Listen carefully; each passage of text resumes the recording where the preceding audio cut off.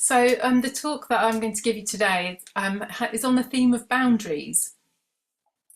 There are boundaries within walking, as Lucy's alluded to. And I think that we can pay attention to lots of boundaries when we're thinking and acting around sustainability.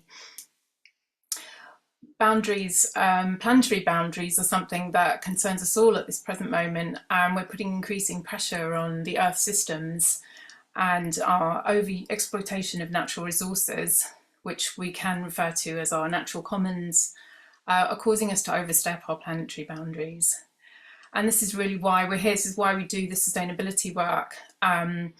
And in particular, I want to talk to you really a little bit about the design and art practices that I've been working on in the last couple of years, and exploring how we might collectively create change to our lives and reduce impact.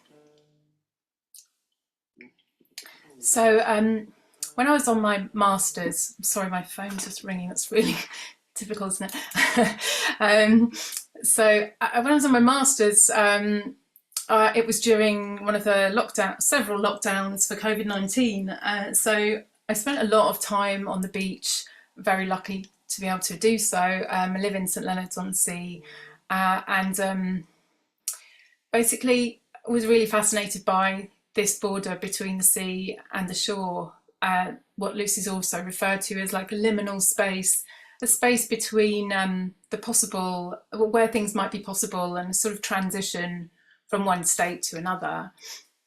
And I loved being by the sea because I could swim in the sea, I could go for walks, I could draw, and I'd also pick things up from the beach and gather things and really reflect on what separated me from other people and other spaces, physical spaces, and other species. Boundaries can create this sort of sense of us and them. But I think where there's separation, there are also opportunities for connection. And I've got a quote from Professor Tim Ingold, who's a big fan of walking. He talks about the fact that sustainability cannot be of some things and not others. It can countenance no boundaries of inclusion and exclusion. And I think that quote speaks to multiple things in the world of sustainability, and makes me sort of often think about, what borders might we need to cross to create better futures. So picking things up off the beach, I loved picking up the seaweed, which sometimes I even use on my allotment, but also noticing all these man-made objects that were on the beach. There is a local woman here in Hastings that actually picks up plastic regularly on the beach. She's always presenting it on her Instagram feed, and it's a different kind of ecosystem and fascinates me.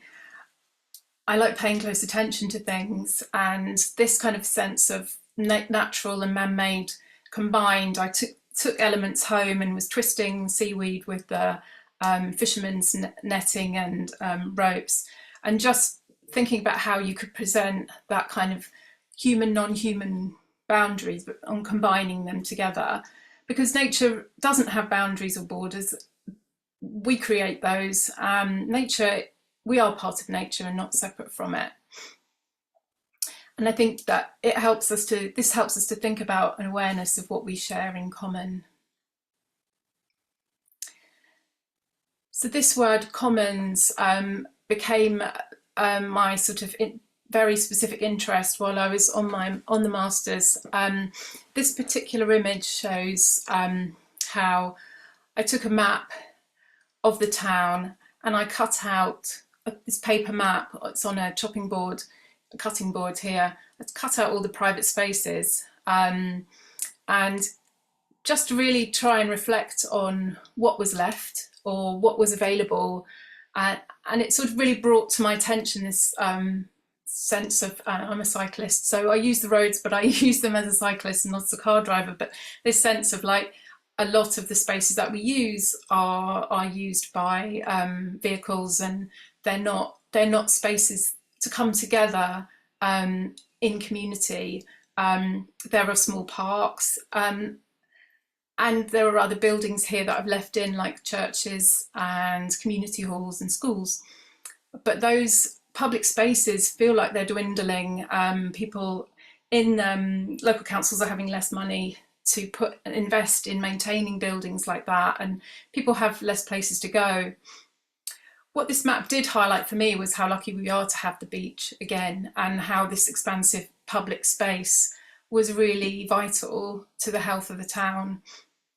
I don't know if you've come across this phrase, blue health. People talk about how being close to water increases the health benefits. You don't have to be in the water, but just close by, you get the positive health benefits from that watery environment. So the water is part of our natural commons, like all sorts of other commons, including land, and like historically people would collect wood on commons land, and raise cattle and sheep for their daily lives. There's a history of the commons that shows how we have really shifted in England into a very unequal land system, as Lucy showed us in her talk. And so there's much less land available to us, and that increases today with privatisation of public spaces, even now in our cities. These places called sort of pseudo public spaces, which may appear public, but sometimes have rules and regulations applied to their use. So the commons is in crisis in a way, and my work is about thinking about how we can shift that, how we can make people more aware of the commons as a concept, and ways in which that they can participate in changing their environments. Some people have protested over the years against enclosures of land, such as the diggers in Surrey, and this work continues today, again, as Lucy referred to, as land justice and rights to access land. And I think that it goes beyond using land for leisure, but also for growing food, for building homes, and for creating new models of ownership to, in effect, reclaim the commons. This picture shows an event that I organised in my community along with other members of my community. It was a car-free day event in 2019 where we managed to close the seafront road and reclaim that space for the community. And there were lots of activities, even though it poured down with rain for some of the day. Lots of people came out to dance and sing and perform and have conversations, create art on the tarmac.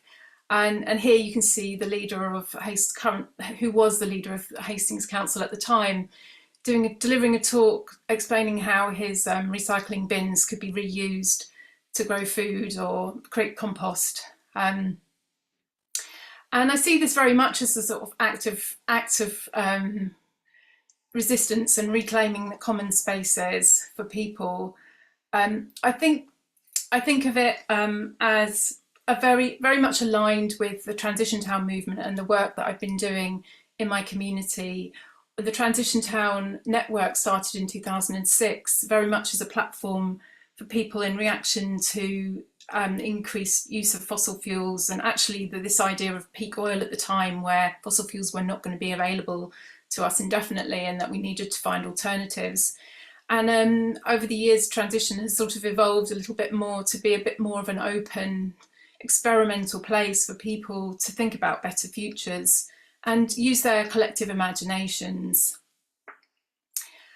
And all these practices come under this category of commoning, this kind of act of commoning, which is essentially a collective action to come together and think about how we can steward and maintain and care for our natural commons.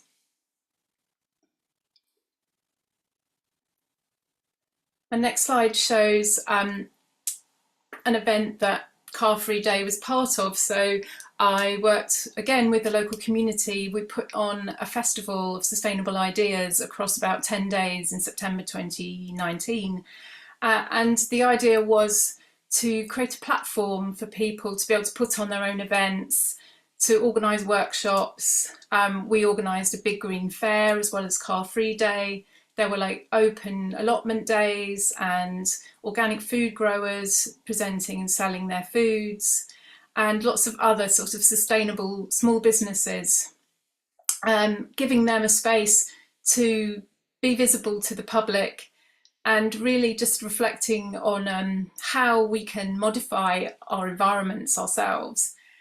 And in terms of my role, this sits very much in the social innovation space, where the designer can act as a connector and a catalyser of the community level work that's happening, and also to think about themselves. I thought of myself as a researcher, researching through design, observing from the inside, and so I was able to then gather insights from the whole festival, pull together some data and evaluate the work and make it more of a research project. Another piece of work that I did on the Masters was very much about walking, and again sits with some of Lucy's themes around feminism and access to space. And what I designed here was a model of sustainability that was aimed at women, ideally a group of women that would come together, they'd take a walk, and they would look for spaces in their community that they could use for growing projects or other types of ideas that they might have. So it was very much identifying common land. There might be some ownership issues around the land that they found, but the idea was to sort of be in the space together and feel inspired and motivated to create a project together using common resources. And I used I referred to other kind of design practices like permaculture and participatory design, as well as using my graphic design to pull together this actual working document to represent the process that other people could use after the event. And I got some really amazing feedback from the people that participated in prototyping of this. And it really opened up a discussion around the value of walking and paying attention, and how it can shift your thinking and give you time and space to have creative ideas.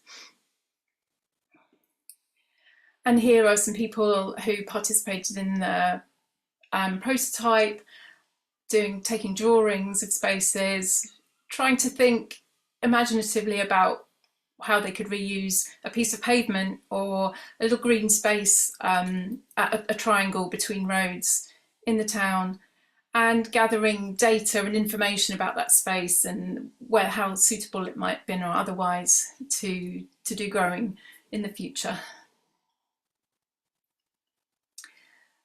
So another project that I worked on, this was from my master's module, where I was really trying to think about how design could support this idea of the commons and commoning practices, and thinking about how we could shift the boundaries in the town. So this first map was a kind of sense-making map where I was like plotting the community projects that existed already in the town that were commons-based. So they had some kind of collective activity coming together and democratically making decisions about natural resources in the town.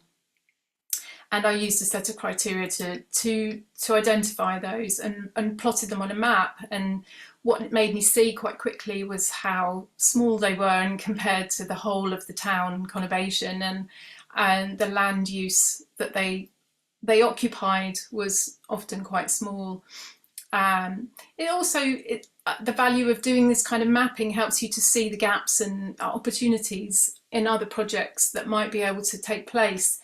And so the next thing I did from the back of that was create another map that was very much speculating on possible other commons places that could happen in the town, and thinking about other pieces of land that could be community-owned woodland or community-owned parklands or orchards, and also thinking about the sea and the shoreline, and whether there could be a common setup around the sea that was transatlantic or pan-European, that would give people the opportunity to maintain and care for the commons in the right kind of way, in a more sustainable way.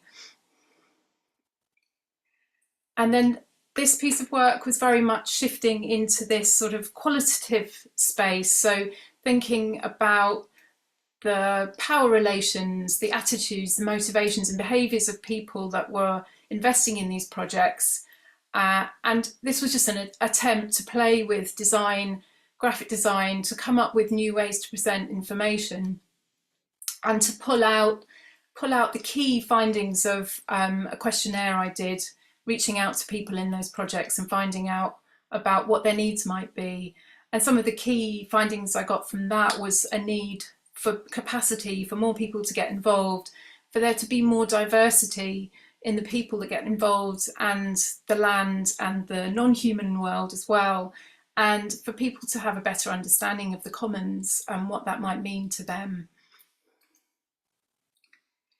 And lastly, I just wanted to present this project, which was using design in a more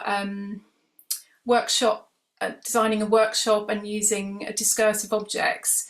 So designing a workshop where people went to the beach and they were able to gather things from the beach like I'd done before, and put things together into a kaleidoscope, and use that kaleidoscope as a discursive object to really unpick what it means to be on the beach and to experience human and non-human elements. And you'll see in the picture there, I've got some kind of little bits of natural stuff from the beach along with bits of plastic. And yeah, we really just I tried to make this like a collective imagination practice, which I then submitted to a publication last year called Imagining Multi-Species Belonging. And this is just a growing area of work where people are trying to use art practice and design practice to really come up with new ways of engaging people in these kind of issues, and getting people to think more about the responsibilities that they can have and how they can work more in cooperation, not just with other people, but with the more than human world. Lastly, just to say, you know, I think that the more that we can listen to the more than human world and hear what it's telling us, the more that we can move in the right direction. So there ends my talk.